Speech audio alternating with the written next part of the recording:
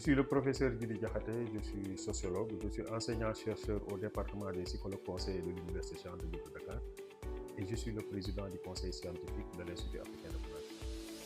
Bien, je m'appelle Joël William Daguidi, je suis expert coach en développement personnel et professionnel, en intelligence management aussi, au niveau national et international.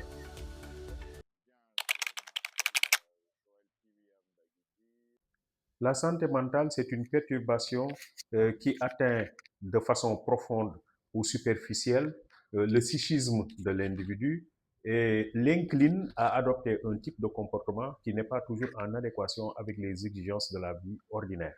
Ça veut dire donc, lorsque l'individu, à travers ses actes, à travers son langage, à travers son gestuel, exprime un modèle qui n'est pas compris par son environnement, à partir de ce moment-là, on soupçonne qu'il y a une lésion psychique plus ou moins grave.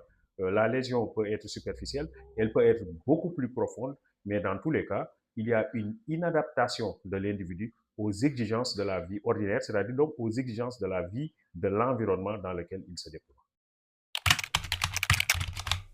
Ça devient un tabou parce que il faut déjà trouver des personnes à qui s'adresser, alors qu'il y a un grand problème de confiance aujourd'hui. Donc, les gens ont peur de ça parce que ils seraient plus apostrophés et risqueraient plus des moqueries ou des colibés qu'autre chose, que ce dont ils ont besoin. En résumé, c'est difficile de s'ouvrir et de retrouver réconfort au 21e siècle quand on a ce type de problème. Donc, c'est difficile de dire ouvertement que l'on en a. On risque plus d'avoir un regard de pitié, au minimum, ou un regard moqueur de la part des gens. Il y a un certain nombre de tabous qui entourent cela et c'est toute personne qui a des problèmes de santé mentale est victime d'une certaine marginalisation.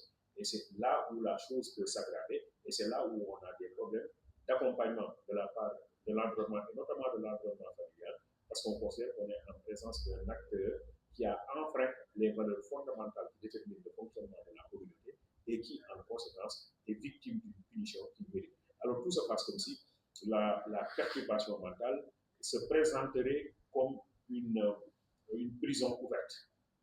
Dans Essai sur la prison, Michel Foucault a montré qu'il existe des prisons fermées. C'est là où on enferme les prisonniers. Mais il existe aussi des prisons ouvertes.